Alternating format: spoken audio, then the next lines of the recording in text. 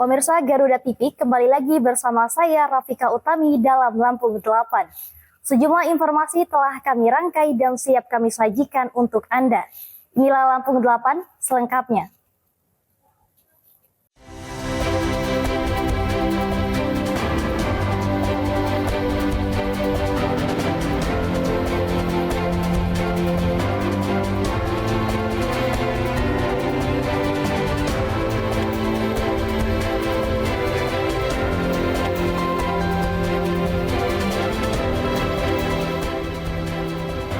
Kecelakaan maut di jalur puncak, 3 sekeluarga asal Lampung tewas.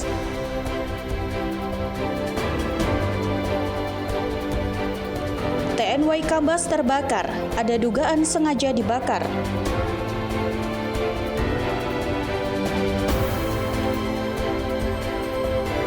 Desil 10 terancam tak dapat pertalit, warga minta data dibenahi.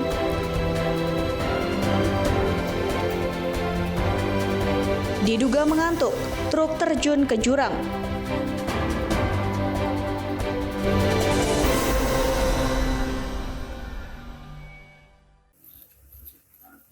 Kecelakaan maut terjadi di jalur puncak Ciloto, Kabupaten Cianjur, Jawa Barat pada Jumat malam. 4 orang tewas dan 8 lainnya mengalami luka-luka. 3 korban meninggal dunia merupakan satu keluarga asal Lampung yang baru saja selesai menjenguk anak mereka di Cianjur. Satu keluarga tersebut berasal dari Desa Tanjung Kerta, Kecamatan Waihilau, Kabupaten Pesawaran.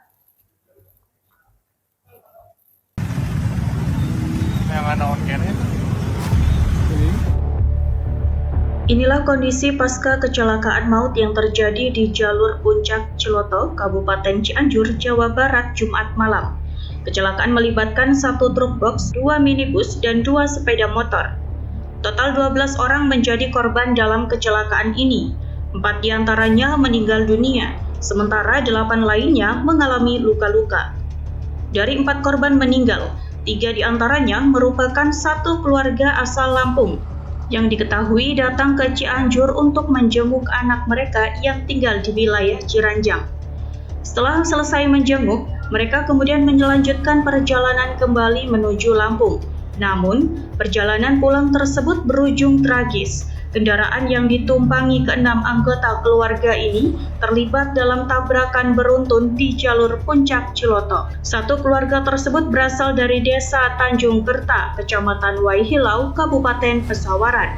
Direktur Utama RSUD Cimacan, Jok Dede Agung Dharma Putra mengatakan, 3 anggota keluarga asal Lampung tiba di rumah sakit dalam kondisi meninggal dunia.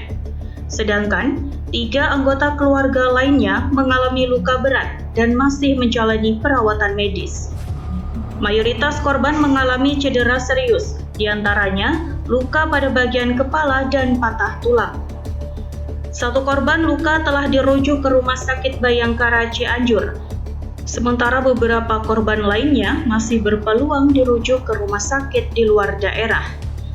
Berdasarkan keterangan kepolisian, kecelakaan bermula saat truk box yang melaju dari arah Bogor menuju Cianjur menabrak sejumlah kendaraan yang datang dari arah berlawanan. Tabrakan kemudian melibatkan sejumlah kendaraan lain hingga menyebabkan belasan orang menjadi korban. Hingga Jumat malam, pihak rumah sakit masih melakukan penanganan terhadap para korban luka, sementara polisi melakukan penyelidikan untuk mengetahui penyebab pasti kecelakaan. Perjalanan 6 anggota keluarga asal Lampung yang semula datang untuk menjenguk anak di Cianjur berakhir dengan duka. 3 anggota keluarga meninggal dunia, sementara 3 lainnya masih mendapatkan perawatan akibat luka berat. Dari Bandar Lampung, Tim Liputan Garuda TV melaporkan.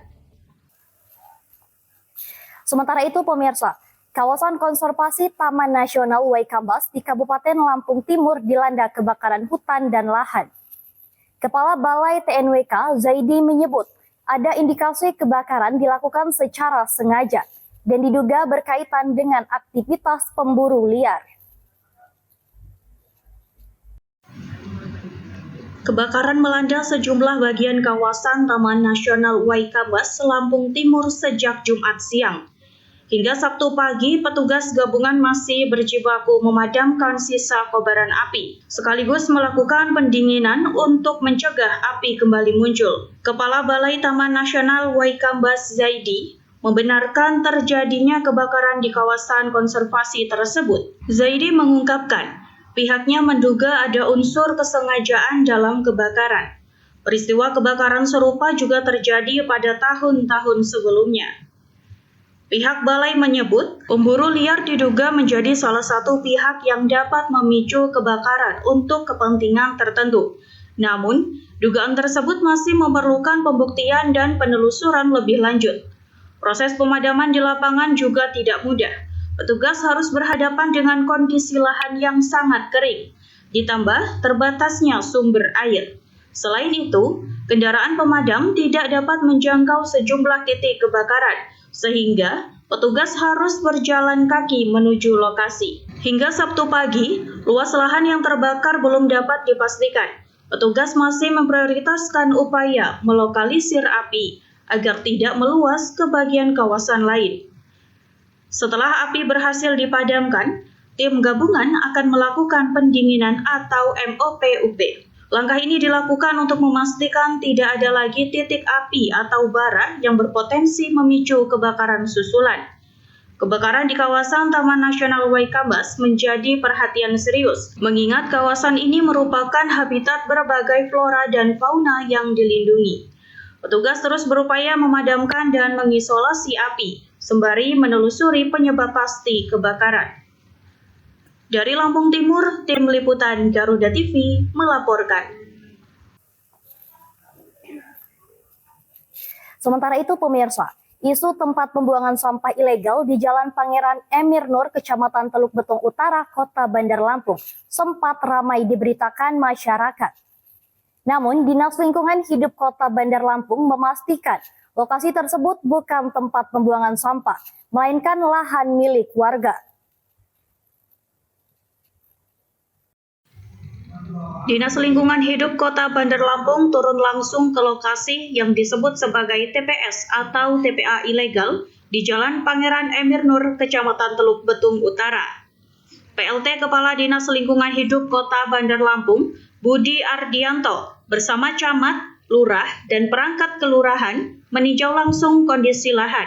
Hasil peninjauan, Dinas Lingkungan Hidup memastikan informasi terkait TPS atau TPA ilegal di lokasi tersebut tidak benar. Lahan yang dimaksud merupakan tanah kosong milik keluarga warga yang telah dipagar dengan panel beton dan ditutup menggunakan pintu besi. Di dalam lahan, petugas memang menemukan sejumlah barang bekas, di antaranya genteng, kayu, asbes, dan material lainnya. Namun, Dinas Lingkungan Hidup menegaskan barang-barang tersebut merupakan milik pemilik lahan, bukan sampah yang disengaja dibuang masyarakat. Barang-barang tersebut juga disebut dalam kondisi kering, tidak berbau, dan tidak menunjukkan ciri-ciri sampah rumah tangga yang dibuang warga. Jadi perlu saya sampaikan, saya luruskan, dan saya klarifikasi bahwa tadi kami sudah turun ke lapangan, bahwasannya pemberitaan yang disampaikan itu tidak benar. Bahwa lokasi yang pemberitaannya bahwa itu TPS atau TPA itu adalah lokasi tanah kosong milik warga masyarakat yang di dalamnya ada alat-alat material rumah seperti genteng, kayu, asbes, rangka baja, dan barang bekas pemilik tanah tersebut. Meski demikian, Dinas Lingkungan Hidup tetap meminta penjaga lahan untuk merapikan dan menata barang-barang bekas tersebut. Langkah ini dilakukan agar material yang terdapat dalam lahan tidak mengganggu pemandangan, kebersihan, maupun keindahan lingkungan di sekitar lokasi. Dinas Lingkungan Hidup Kota Bandar Lampung kembali menegaskan, Jalan Pangeran Emir Nur, Kecamatan Teluk Betung Utara, bukan merupakan lokasi TPS ilegal. Dinas Lingkungan Hidup juga mengimbau masyarakat untuk tidak mudah menyebarkan informasi yang belum dipastikan kebenarannya, serta tetap menjaga kebersihan dan ketertiban lingkungan. Dari Bandar Lampung, Elta Metia, Garuda TV melaporkan. Pemirsa, batas wajib sertifikasi halal bagi produk makanan dan minuman semakin dekat. Himpunan Pengusaha Muda Indonesia atau HIPMI Kota Bandar Lampung siap turun tangan mendampingi UMKM agar segera memenuhi kewajiban sertifikasi halal sebelum 18 Oktober 2026.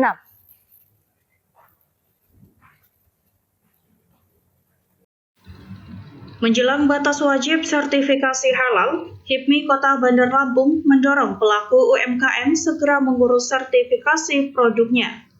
Langkah ini dinilai penting agar pelaku usaha tidak kesulitan menghadapi tenggat, sekaligus memberikan kepastian hukum dan perlindungan bagi konsumen.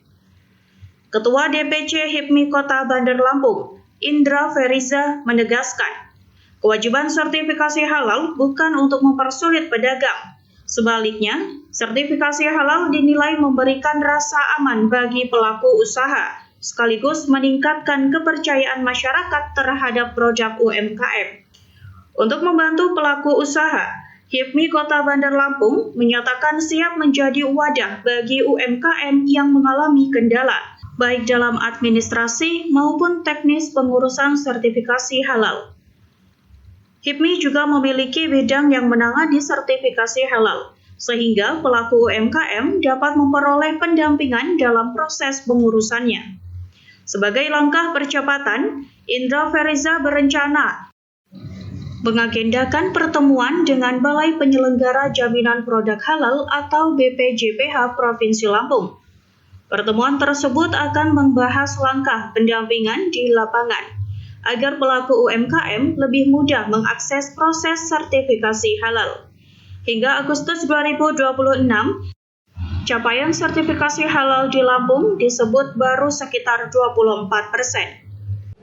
Ya, untuk masalah sertifikasi ya intinya pelaku UMKM itu kan wajib, dan jika tidak mengetahui atau kurang mengetahui akan hal itu salah satu tugas pemerintah untuk menyediakan layanan tersebut. Tapi jangan takut dan khawatir bahwasanya sertifikasi itu bukan berarti mempersulit, hanya untuk mendata serta memastikan bahwasanya masyarakat Kota Lampung juga dapat berkembang serta pedagang UMKM juga merasa aman untuk berdagang. Sementara itu, program sertifikasi halal gratis atau SOHATI disebut telah menyerap hampir 39.000 kuota di Lampung. Bagi UMKM yang belum mendapatkan fasilitas SOHATI, BPJPH mendorong pelaku usaha memanfaatkan skema self-declare mandiri. Biayanya sebesar Rp230.000 dan sudah termasuk insentif bagi pendamping proses produk halal atau P3H. Dalam waktu yang semakin terbatas, HIPMI menilai pendampingan dan kolaborasi antara organisasi pengusaha, pemerintah, serta pelaku UMKM menjadi kunci mempercepat cakupan sertifikasi halal di Lampung. Dari Bandar Lampung, Elta Media, Garuda TV melaporkan. Sementara itu pemirsa, pemerintah Kabupaten Tulang Bawang Barat, Lampung terus memastikan seluruh dapur program makan bergizi gratis atau MBG memenuhi standar keamanan dan higien. Hingga 20 Agustus 2026, tercatat 37 dari 42 satuan pelayanan pemenuhan gizi atau SPPG di Tubaba telah mengantongi sertifikat layak higien sanitasi atau SLHS. Pemerintah Kabupaten Tulang Bawang Barat terus memantau kelengkapan persyaratan operasional SPPG dalam pelaksanaan program makan bergizi gratis. Berdasarkan rekap Satuan Tugas Pengawasan Program MBG per 20 Agustus 2026, sebanyak 37 dari 42 SPPG yang beroperasi di Tubaba telah memiliki SLHS. Jumlah tersebut setara dengan sekitar 88% dari total SPPG yang dipantau. Kepala Satgas MBG Tubaba, Sofian Nur, menyebut 5 SPPG lainnya masih dalam proses pemenuhan SLHS. Sementara 1 SPPG disebut belum mengurus sertifikat tersebut. Menurutnya, SLHS menjadi salah satu langkah mitigasi untuk mencegah risiko keracunan makanan. Terlebih program MBG di Tubaba menyasar sekitar 100.000 penerima manfaat. Tak hanya SLHS, Satgas MBG Tubaba juga memeriksa kelengkapan persyaratan lain, di antaranya sertifikasi halal dan instalasi pengelolaan air limbah atau IPAL. Untuk IPAL, tercatat 35 SPPG telah memenuhi persyaratan, 5 SPPG masih dalam proses, dan 3 SPPG lainnya disebut belum memenuhi persyaratan. Ketiga SPPG tersebut berada di Tiuh Sido Makmur, Kecamatan Batu Putih, serta SPPG Daya Murni 2 dan Daya Asri 1 di Kecamatan Tumi Jajar. Sementara untuk sertifikasi halal, 36 SPPG telah menyelesaikan proses sertifikasi, 5 SPPG masih dalam proses, dan sisanya masih didorong untuk segera memenuhi persyaratan. Pemkab Tubaba memastikan pemantauan dan evaluasi akan terus dilakukan, termasuk mendorong SPPG yang masih berproses agar segera melengkapi seluruh ketentuan. Langkah ini dilakukan untuk memastikan program makan bergizi gratis berjalan sesuai standar, serta memberikan jaminan terhadap kelayakan, keamanan, dan kualitas makanan bagi seluruh penerima manfaat. Dari Tulang Bawang Barat, Tim Liputan Garuda TV melaporkan.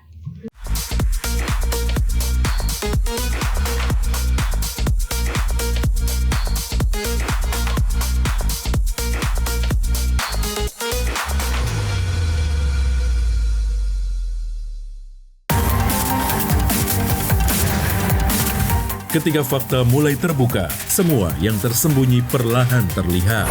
Cerita yang terlupakan kembali terungkap dan kebenaran tak bisa dihindari.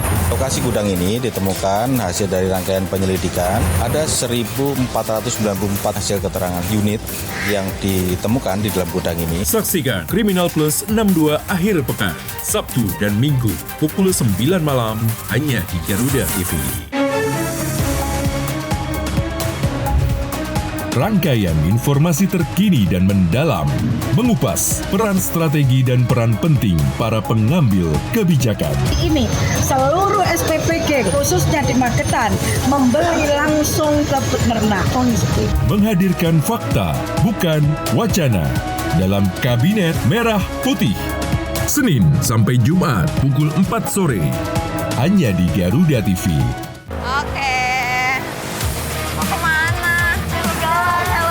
Di balik ramainya jalan raya, ada garda terdepan yang siaga menjaga, memberi edukasi, mengarahkan pengguna jalan, dan menjadi pelindung keselamatan. Ini pelatihan di belakang nggak ada, kenapa kok nggak ada? Buru-buru boleh, tapi utamain keselamatan. Ini nggak ngelindungin kepala kamu ya, helm yang melindungi kepala. Saksikan Garda Jalan Raya setiap hari, pukul 8:30 malam, hanya di Garuda TV. Di tengah perubahan dan dinamika bangsa, ada isu yang memerlukan sebuah solusi. Dan menjadikan Indonesia ini sebagai aktor dalam perubahan global yang sedang terjadi. Bukan hanya penegakan hukum terhadap penyalahgunaan narkoba, tapi juga ada pencegahan. Bersama narasumber terpercaya, mengulas topik terkini untuk negeri. Indonesia Kita, Senin hingga Jumat pukul 7 malam, hanya di Garuda TV.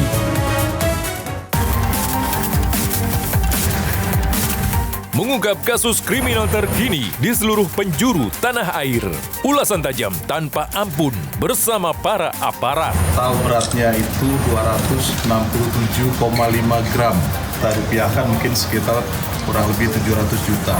Tak ada tempat untuk lengah informasi penting yang membuat Anda lebih waspada. Kriminal Plus 62, Senin hingga Jumat pukul 4:30 sore, hanya di Garuda TV.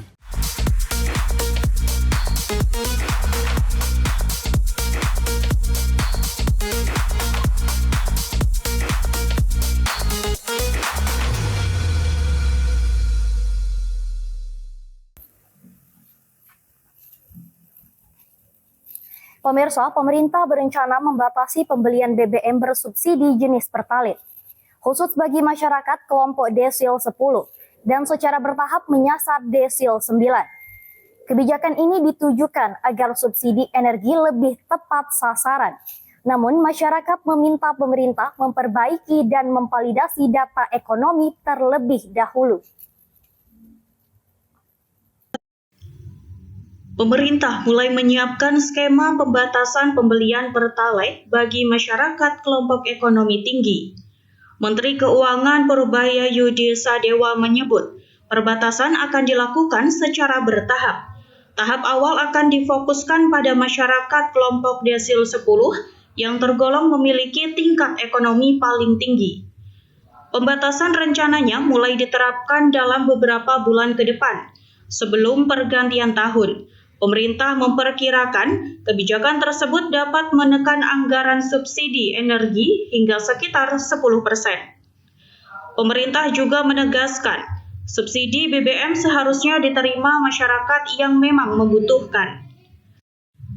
Masyarakat kelompok mampu dinilai tidak seharusnya lagi mengambil porsi subsidi yang diperuntukkan bagi masyarakat kurang mampu. Namun, rencana pembatasan ini mendapat catatan dari pengguna Pertalite di Bandar Lampung. Mereka menilai ketepatan data desil menjadi hal paling penting sebelum kebijakan diterapkan. Sebab masih ditemukan masyarakat menengah ke bawah yang mengaku terdata dalam kelompok desil 9 atau 10. Kondisi ini dikhawatirkan membuat masyarakat yang seharusnya mendapatkan subsidi justru kehilangan haknya akibat kesalahan data. Kalau menurut sih tergantung itu, kalau emang mau diberlakukan desil 9 sama desil 10 nggak boleh pakai Pertalite, ya itu pembagian desilnya itu diperbaiki dulu, karena kan yang dari masyarakat tuh banyak informasi kalau orang yang ekonominya tuh di level menengah ke bawah itu mereka malah dapat desil 9-10. Nah, kalau itu berhasil diperbaiki dan sesuai data yang benar, kalau itu mau diberlakukan ya harusnya kayaknya nggak apa-apa. Wacana pembatasan Pertalite bagi kelompok desil tinggi kini menunggu penerapan.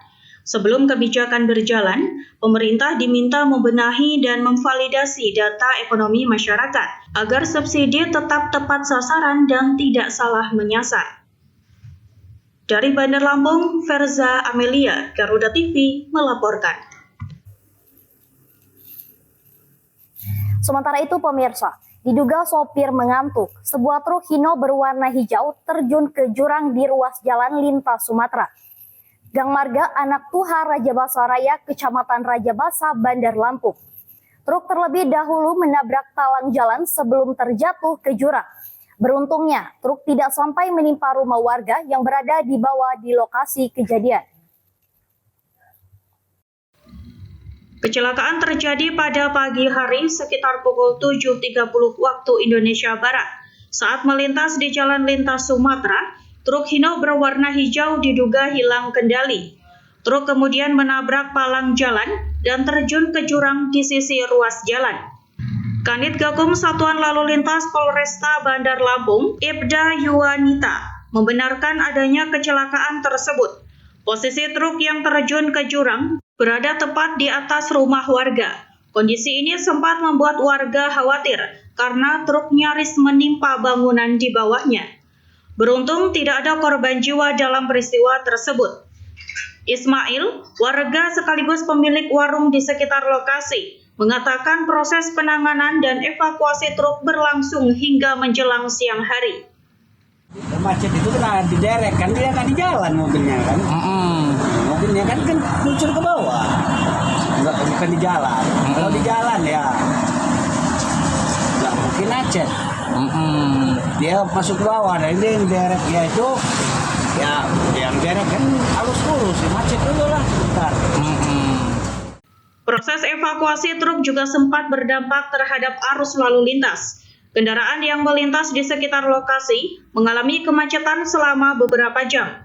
Petugas kepolisian masih melakukan pendalaman untuk memastikan penyebab pasti kecelakaan. Dugaan awal, sopir mengalami kantuk saat mengemudikan truk hingga kehilangan kendali. Tidak ada korban jiwa dalam kecelakaan ini, sementara kerugian yang ditimbulkan masih berupa kerugian material. Dari Bandar Lampung, Hermawan dan Intan, Garuda TV melaporkan. Pemirsa, pasokan ikan di sejumlah wilayah pesisir Lampung Timur mengalami penurunan sejak Juni 2026. Kondisi ini terjadi seiring musim angin timur yang membuat hasil tangkapan nelayan berkurang. Dampaknya, harga sejumlah komoditas laut di tingkat pedagang hingga pengecer ikut meningkat. Penurunan pasokan ikan terlihat di tempat pelelangan ikan atau TPI Muara Gading Mas, Kecamatan Labuhan Maringgai, Lampung Timur. Sejumlah pedagang mengaku volume ikan yang masuk dari nelayan jauh lebih sedikit dibandingkan kondisi normal. Pemilik lapak ikan, Midi, menyebut sebagian besar jenis ikan mengalami penurunan pasokan, di antaranya teri nasi dan tenggiri. Bahkan, pasokan ikan jabung yang biasanya mencapai sekitar 50 kg per hari, kini hanya berkisar 3 hingga 5 kg. Kalau naik turun musim ikan, kita biasanya ada teri nasi, ada tenggiri, ada lain-lain. Nah, kalau untuk di kita sendiri, ada beberapa ikan yang sering dapat banyak tuh sejenis gorokan dan ikan japu. Sebetulnya kalau untuk bulan-bulan ini memang semua pasokan ikan itu dari hasil tangkapan nelayan semuanya menurun. Nah, karena ini kan musim-musim timur dan terus juga situasi kondisi angin masih pancaroba. Terbatasnya pasokan turut mendorong kenaikan harga di tingkat lapak hingga pengecer. Di tingkat lapak, ikan pelemper dijual sekitar Rp8.000 per kilogram. P kembang ukuran kecil Rp15.000. Udang peci Rp35 hingga Rp40.000, serta tongkol sekitar Rp20.000 per kilogram. Sedangkan di tingkat pengecer, harga tongkol mencapai Rp35.000 per kilogram, udang peci Rp50.000, P kembang Rp23.000, dan kerang hijau Rp35.000 per kilogram. Salah satu komoditas yang juga mengalami kenaikan harga adalah ikan golokan. Menurut pedagang, harganya dapat naik sekitar Rp12 hingga Rp15.000 tergantung kesediaan ikan. Penurunan hasil tangkapan juga dirasakan langsung para nelayan. Nelayan Payang, Sis, mengatakan dalam kondisi cuaca normal, hasil tangkapan bisa mencapai sekitar 50 kg. Namun, kini hasilnya hanya berkisar 15 hingga 20 kg. Kalau kita biasanya sekali melaut, itu perkiraan dapatlah 50 kilo, 30 kilo, nggak positif gitu loh. Nggak ngelihat kondisi cuaca. Itu di hari normal ya? Iya, biasanya seperti kalau sekarang ini, turun sih hasil laut itu turun karena cuaca timur kan gitu. Di tengah menurunnya hasil tangkapan, pasokan bahan bakar minyak atau BBM bagi nelayan di Muara Gading Mas masih relatif terpenuhi. Ketua KUD Bina Mina Muara Gading Mas Budianto menyebut pasokan BBM masih mencukupi, meski distribusinya masih tidak merata ketika kebutuhan meningkat. Kondisi ini salah satunya dipengaruhi adanya nelayan dari luar Lampung yang ikut melaut di pesisir timur Lampung. Harga BBM untuk kapal nelayan resmi yang membeli melalui SPBN yang dikelola KUD Bina Mina masih berada di kisaran Rp6.800 per liter. Persediaan BBM untuk nelayan saat ini pada saat musim-musim tertentu artinya mencukupi kalau pada saat musim timur, tapi kalau pada saat musim barat itu yang kita merasa kekurangan karena mungkin ada nelayan-nelayan pendatang dari luar Lampung yang berdomisili mencari nafkah di kisaran pantai pesisir timur ini, itu yang bikin nelayan kita merasa kekurangan dan sering berebut untuk mencari solusi. Harga BBM selama dia resmi ngambil di SPBN kita itu harganya biasa, masih Rp6.800. Penurunan pasokan ikan ini menjadi perhatian, terutama jika kondisi cuaca dan hasil tangkapan nelayan terus menurun. Keterbatasan pasokan dikhawatirkan akan semakin mendorong kenaikan harga komoditas laut di tingkat konsumen. Dari Bandar Lampung, Purnama dan Jaka, Garuda TV melaporkan. Pemirsa, pelaksanaan musyawarah daerah ke-6 Asosiasi Pengembang Perumahan dan Permukiman Seluruh Indonesia atau APERSI Lampung tahun 2026 batal digelar. Persoalan mekanisme penjaringan calon ketua dan kesesuaiannya dengan ADART menjadi sorotan dalam forum. DPP APERSI kemudian menyatakan akan mengambil alih kepengurusan DPD APERSI Lampung hingga musda kembali digelar. Asosiasi Pengembang Perumahan dan Permukiman Seluruh Indonesia atau APERSI merupakan organisasi yang mewadahi para pengembang perumahan dan pemukiman di Indonesia. Tahun ini, DPD APERSI Lampung melaksanakan musyawarah daerah ke-6 untuk menentukan kepengurusan organisasi di tingkat daerah. Namun, pelaksanaan musda tidak dapat dilanjutkan setelah muncul persoalan terkait mekanisme penjaringan calon ketua. Salah satu calon ketua DPD APERSI Lampung, Ari Harliansah, mempertanyakan tahapan yang dijalankan panitia. Ari menilai sejumlah tahapan dalam pelaksanaan musda tidak sesuai dengan ADART dan peraturan organisasi. Ia juga meminta hak peserta yang telah mengikuti proses penjaringan tetap dihormati. Untuk apa forum ini repot-repot membentuk panitia penjaringan dan mengundang para peserta jika pada akhir keputusan tetap dikembalikan kepada formatur lama yang masih menjabat dalam barisan DPD. Hal ini sangat mencederai proses demokrasi yang sedang kita jalankan. Menanggapi persoalan tersebut, DPP APERSI kemudian melakukan mediasi terhadap para calon untuk mencari penyelesaian. Wasekjen DPP APERSI bidang organisasi, kaderisasi, dan keanggotaan, Sabri Nurdin, mengakui terdapat sejumlah hal yang dinilai tidak sesuai dengan ADART. Surat kuasa, surat mandat. Ini kesepakatan daripada pleno. Bukan kesepakatan. Mengatakan kesepakatan. Buang masalah pendaftaran itu kesepakatan. Tidak ada diatur dalam rumah tangga. Ini sudah ada aturan-peraturan orang. Iya, masalah uang itu kan nggak ada. Mediasi belum berhasil membuat pelaksanaan musda kembali kondusif. Panitia kemudian memutuskan untuk menghentikan pelaksanaan musyawarah daerah ke-6 DPD APERSI Lampung. DPP APERSI selanjutnya menyatakan akan mengambil alih kepengurusan DPD APERSI Lampung. Seorang caretaker akan ditunjuk untuk menjalankan roda organisasi hingga musda berikutnya dapat digelar. Pembatalan musda ini menjadi catatan bagi DPD APERSI Lampung, terutama terkait mekanisme penjaringan dan pelaksanaan musda yang harus mengacu pada ADART serta peraturan organisasi. Hingga kini, DPP APERSI menyatakan proses selanjutnya akan dilakukan sesuai ketentuan organisasi, termasuk penunjukan caretaker dan persiapan musda berikutnya. Dari Bandar Lampung, Denny Mora, Garuda TV, melaporkan. Pemirsa, sebanyak 500 pengurus dan anggota Asosiasi Perguruan Tinggi Swasta Indonesia dari 33 provinsi dipastikan menghadiri rapat kerja nasional. Satu aptisi yang digelar di Hotel Grand Mercure, Bandar Lampung pada Minggu 23 Agustus. Mengusung semangat memperkuat sinergi perguruan tinggi swasta secara nasional. Rakernas 1 aptisi menjadi salah satu agenda strategis untuk merumuskan langkah bersama menghadapi berbagai tantangan pendidikan tinggi di era transformasi digital dan persaingan global. Ketua Organizing Committee OSI Rakernas 1 sekaligus Ketua Aptisi Lampung, Dr. Firmansyah Y.A. Alfian, menegaskan seluruh persiapan telah dilakukan secara matang untuk memastikan agenda nasional tersebut berlangsung sukses.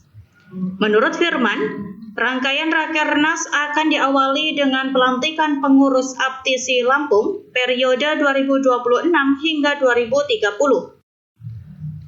Prosesi tersebut menjadi tonggak penting bagi kepengurusan baru dalam memperkuat organisasi di daerah sekaligus mendukung agenda aptisi di tingkat nasional.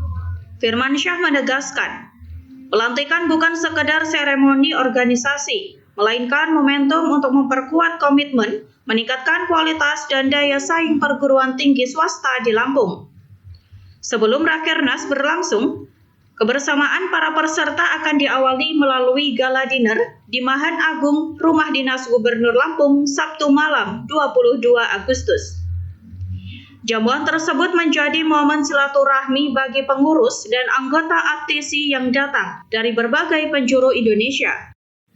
Menurut Firmansyah, suasana kebersamaan menjadi penting agar Rakernas tidak hanya menjadi forum pengambilan keputusan organisasi, tetapi juga memperkuat jejaring dan kolaborasi antar pimpinan perguruan tinggi swasta. Rakernas 1 APTISI akan membahas sejumlah isu strategis yang berkaitan dengan masa depan perguruan tinggi swasta, antara lain transformasi digital, peningkatan mutu dan daya saing, penguatan kolaborasi, serta tantangan globalisasi. Forum nasional tersebut diharapkan mampu menghasilkan rekomendasi konkret yang dapat memperkuat peran APTISI dalam mendukung kebijakan pendidikan tinggi nasional.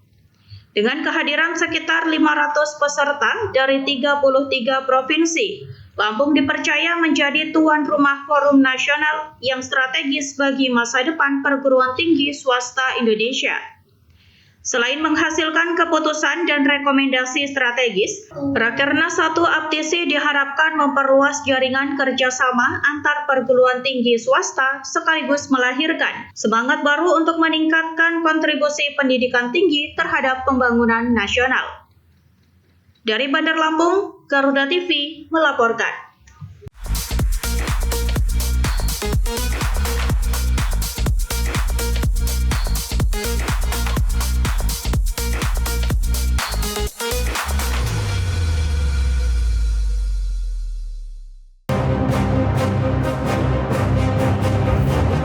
Dari darat, laut, hingga udara, inilah pasukan khusus yang siap melaksanakan misi paling berbahaya.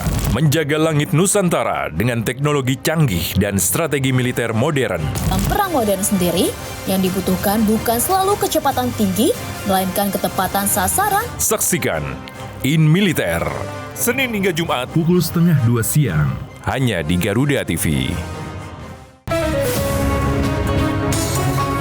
Intip aktivitas Presiden, pertemuan khusus, hingga kunjungan kenegaraan.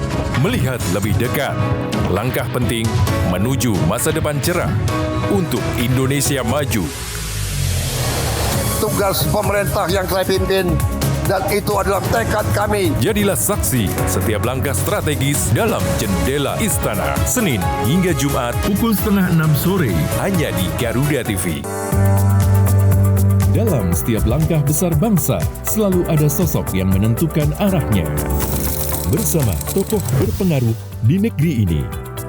Keadilan ingin sama-sama bagaimana membuat negeri ini bersih. Sekarang sudah tumbuh 13%, jadi saya lihat oke. Menunjukkan adanya sebuah lembaga peradilan yang bermartabat. Let's go back to basic. Orang penting, setiap Jumat pukul 9 malam, hanya di Garuda TV. Intip lebih dekat aktivitas Presiden dari agenda kenegaraan, pertemuan strategis, hingga momen-momen penting di balik istana. Bahwa rakyat kita ingin melihat bukti. Sudah terlalu lama saya merasakan ya. Ikuti setiap langkah dan kebijakan yang menentukan arah bangsa. Dalam Jendela Istana akhir pekan, setiap Sabtu dan Minggu, pukul 5:30 sore, hanya di Garuda TV. Ekonomi terus bergerak cepat dan setiap perubahan membawa dampak besar. Kami hadir dengan update terkini seputar keuangan, perdagangan, investasi, hingga sektor strategis lainnya. Kita harus dorong ke E untuk bensin, etanol, E20. Itu adalah bagian salah satu strategi. Jangan lewatkan Ekonomi 8, Senin hingga Jumat pukul 9 pagi, hanya di Garuda TV.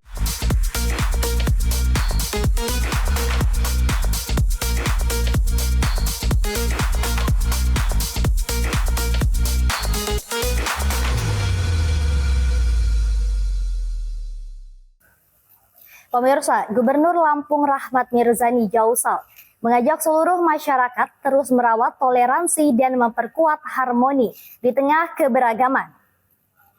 Pesan ini disampaikan saat menghadiri perayaan Hari Ulang Tahun ke-6 HKBP Distrik 32 Lampung di Gedung Graha Adora Pesawaran pada Sabtu 22 Agustus 2026.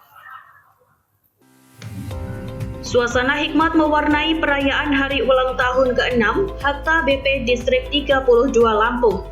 Puncak perayaan diisi dengan ibadah syukur dan sejumlah rangkaian kegiatan yang dihadiri Gubernur Lampung Rahmat Mirzani Zausal bersama sejumlah tokoh dan pemangku kepentingan di Provinsi Lampung. Dalam sambutannya, Gubernur menyampaikan ucapan selamat atas HUT ke-6 HKBP Distrik 32 Lampung. Gubernur berharap HKBP semakin dewasa dalam menjalankan pelayanan dan terus memberikan kontribusi nyata bagi masyarakat. Menurut Gubernur, peran organisasi keagamaan tidak hanya terlihat dalam kehidupan beribadah, tetapi juga dalam membangun kehidupan sosial yang rukun dan harmonis. Gubernur menilai perbedaan suku, agama, dan latar belakang masyarakat bukanlah penghalang dalam membangun daerah. Ada beberapa hal yang kita sedang fokuskan untuk membangun Lampung. Yang pertama, bagi sekalian, kita fokus bagaimana meningkatkan kualitas ekonomi kita. Rangkaian kita tingkatkan, UMKM kita tingkatkan, hilirisasi kita tingkatkan. Yang kedua, kita fokus memperbaiki infrastruktur. Jalan-jalan di jalan beberapa provinsi kita sudah perbaiki hampir 1,5 triliun untuk perbaiki total ini. Insya Allah tahun 2029 sudah 90% jalan yang bagus di provinsi Lampung. Sebaliknya, keragaman tersebut harus menjadi kekuatan untuk memperkuat persatuan dan mendorong kemajuan Lampung. Karena itu, Gubernur mengajak masyarakat untuk terus menjaga toleransi, saling menghormati, dan memperkuat harmonisasi dalam kehidupan sehari-hari. Pesan tersebut dinilai relevan di tengah masyarakat Lampung yang hidup dalam keberagaman. Gubernur menekankan, kerukunan antar umat beragama dan antar kelompok masyarakat harus terus dipelihara, agar kebersamaan yang selama ini terjaga semakin kuat. Perayaan HUT ke-6 HKBP Distrik 32 Lampung kemudian ditandai dengan pemotongan kue ulang tahun oleh Gubernur bersama jajaran pimpinan HKBP. Momen ini menjadi simbol rasa syukur, sekaligus penegasan komitmen untuk terus membangun kehidupan yang rukun, toleran, dan harmonis di bumi Ruwajurai. Dari Bandar Lampung, Denny Mora dan Verza Amelia, Garuda TV melaporkan. Satuan Brimob Polda Lampung menerjunkan personel komposit Detasmen Gegana berpatroli gabungan skala besar pada Jumat 21 Agustus malam hingga Sabtu 22 Agustus dini hari. Patroli Quick Response digelar secara terpadu bersama personel Dit Samapta, Dit Reskrim, Dit Intelkam Polda Lampung, hingga Polresta Bandar Lampung mengantisipasi aksi kriminalitas jalanan pada jam-jam rawan. Dan Sat Brimob Polda Lampung, Kombes Pol Yustanto Mujiharso menjelaskan, polisi melakukan patrol sebagai langkah preventif guna mempersempit ruang gerak pelaku kejahatan C3, curat, curas, dan curanmor, hingga mengantisipasi potensi tindak pidana bersenjata. Patroli rutin wujud kehadiran Polri di tengah masyarakat, khususnya pada jam-jam rawan, untuk memastikan situasi tetap aman dan damai. Patroli skala besar yang dimulai pukul 22.00 waktu Indonesia Barat ini dipimpin oleh Ibda Parulian Turnip. Menggunakan perlengkapan organik lengkap, tim gabungan menyisir sejumlah titik strategis, pusat keramaian, hingga kawasan pemukiman penduduk yang teridentifikasi rawan tindak kejahatan. Kombes Yustanto menegaskan, seluruh personel di lapangan diinstruksikan untuk mengambil tindakan tegas terhadap setiap bentuk gangguan Kamtibmas dengan tetap mengedepankan pendekatan humanis. Dari Bandar Lampung, tim liputan Garuda TV melaporkan. Pemirsa, aksi pencurian di kawasan kampus di Bandar Lampung terbongkar. Seorang pasangan suami istri dibekuk polisi setelah diduga berulang kali mencuri laptop dan telepon seluler milik mahasiswa. Keduanya disebut telah beraksi sedikitnya 8 kali. Pasangan suami istri berinisial AM dan F ini tak hanya kompak dalam rumah tangga. Keduanya juga diduga kompak melakukan aksi pencurian di sejumlah kawasan kampus di Bandar Lampung. Modusnya, pelaku berkeliling atau hunting di sekitar kampus, mencari mahasiswa yang lengah meninggalkan barang berharga di sepeda motor. Saat menjalankan aksinya, sang istri turun dari motor dan berpura-pura membeli sesuatu. Aksi ini dilakukan untuk mengalihkan perhatian korban, sekaligus menutupi pandangan. Setelah situasi dinilai aman, sang suami kemudian mengambil laptop atau telepon seluler milik korban. Salah satu aksi terjadi di kawasan Universitas Lampung. Dalam rekaman CCTV yang beredar di media sosial, korban bahkan sempat terseret saat berusaha menghentikan pelaku yang hendak melarikan diri. Bermodalkan laporan warga dan rekaman CCTV tersebut, polisi dari Polsek Labuhan Ratu kemudian melakukan penyelidikan.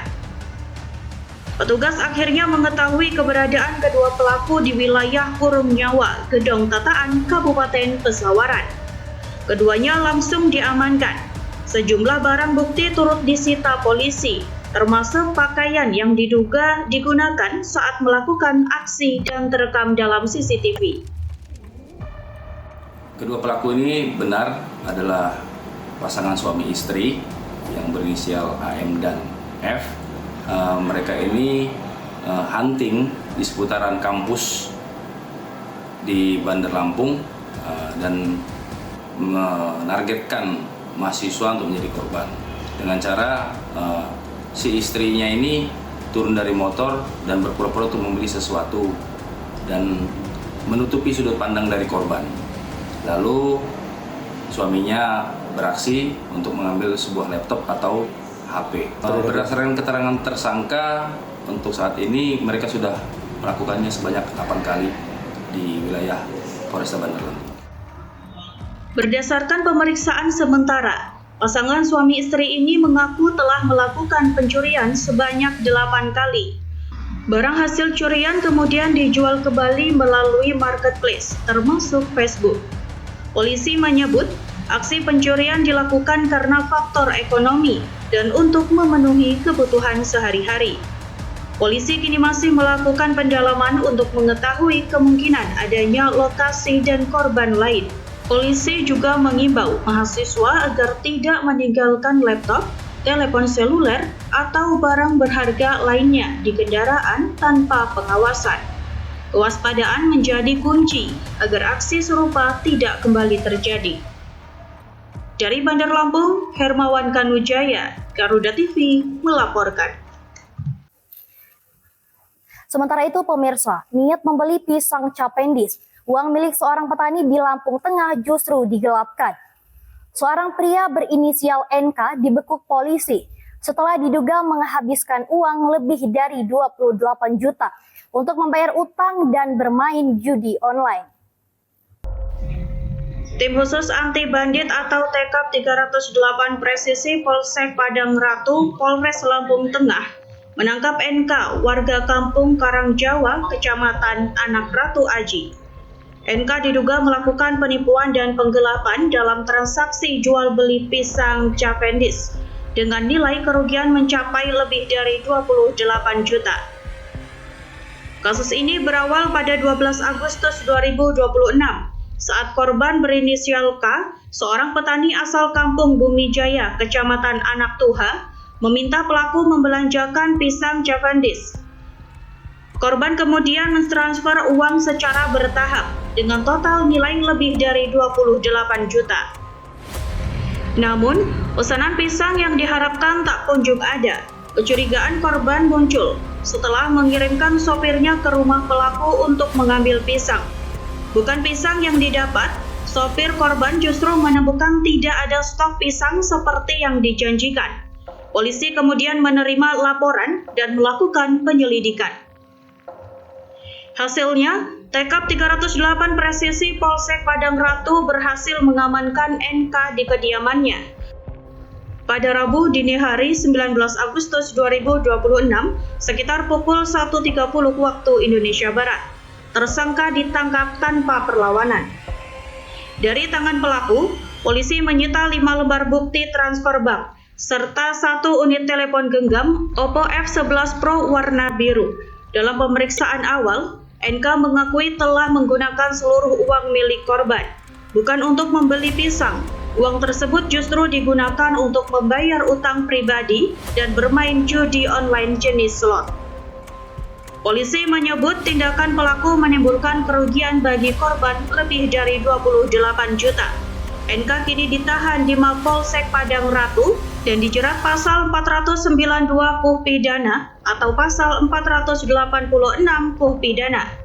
Polisi masih melanjutkan proses penyidikan untuk mempertanggungjawabkan perbuatan tersangka sesuai hukum yang berlaku. Dari Lampung Tengah, Tim Liputan Garuda TV melaporkan. Pemirsa, estafet kepemimpinan pimpinan wilayah Ikatan Pelajar Muhammadiyah Lampung resmi berganti. Agustia Rinaldi Al-Qaida dilantik sebagai Ketua Umum PWIPM Lampung periode 2026 hingga 2028 yang berlangsung di Auditorium Pondok Pesantren Muhammadiyah At-Tanwir Metro pada Sabtu 22 Agustus 2026. Pelantikan menjadi momentum kepengurusan baru untuk memperkuat peran IPM sebagai ruang kaderisasi pelajar Muhammadiyah. Di tengah perubahan sosial, derasnya arus digitalisasi serta tantangan literasi generasi muda, IPM dituntut menghadirkan gerakan yang semakin relevan dan berdampak. Pelantikan dipimpin Sekretaris Umum Pimpinan Pusat Ikatan Pelajar Muhammadiyah, Sabita Ikrimah Al-Arifi. Sejumlah tokoh hadir, di antaranya Sekretaris Pimpinan Wilayah Muhammadiyah Lampung, Ma'ruf Abidin, Ketua MPK SDI PWM Lampung, Profesor Dr. Muhammad Ihsan Daholpani, Ketua Majelis Pustaka dan Informasi PWM Lampung, Saad Sobari. Lalu staf khusus Menteri Desa dan Pembangunan Daerah Tertinggal, Dr. M. Hoirul Huda, anggota KPU RI IFFA Rosita, Ketua KPU Provinsi Lampung Erwan Bustami, anggota KPU Provinsi Lampung Hermansyah, Ketua Komisi Informasi Provinsi Lampung Erizal, dan sejumlah tokoh lainnya. Ketua Umum PWIPM Lampung periode 2023 hingga 2026, Firdaus Almansyah, dalam pidato wada menegaskan pentingnya pendidikan dalam membentuk perjalanan dan karakter kader. Menurut Firdaus, tantangan pelajar saat ini berkembang jauh melampaui persoalan organisasi. Kemajuan teknologi dan ruang digital membuat arus informasi bergerak semakin cepat. Kondisi tersebut membutuhkan kemampuan literasi sekaligus ketahanan nilai. Agustia Rinaldi Al-Qaida dalam sambutan perdananya sebagai Ketua Umum PWIPM Lampung menegaskan bahwa pelantikan harus menjadi awal kerja nyata, bukan berhenti pada seremoni. Agustiar menyebut perubahan sosial, persoalan literasi, kesehatan mental, dan perkembangan teknologi sebagai sejumlah tantangan yang perlu dijawab melalui kaderisasi yang lebih adaptif. Ia berkomitmen menjadikan IPM sebagai ruang bagi pelajar untuk belajar, berkarya, sekaligus bertumbuh dengan membawa semangat pelajar unggul, inklusif, berkarya. Pesan keberlanjutan disampaikan Sekretaris Jenderal PPIPM Sabita Ikrimah Al-Arifi. Mewakili Ketua Umum PPIPM, ia memberikan apresiasi kepada Firdaus Almansyah beserta seluruh jajaran kepengurusan periode sebelumnya. Sabita menekankan agar capaian yang telah dirintis tidak berhenti ketika terjadi pergantian kepemimpinan.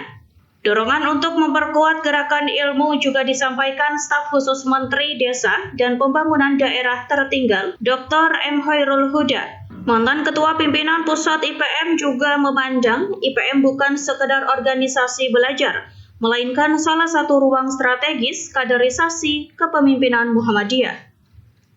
Dari Metro, Garuda TV melaporkan. Ya pemirsa Garuda TV, informasi tadi menjadi penutup perjumpaan kita pada hari ini. Tetap saksikan Lampung 8 dimanapun Anda berada. Saya Rapika Utami beserta jajaran kru yang bertugas pamit undur diri. Terima kasih dan sampai jumpa.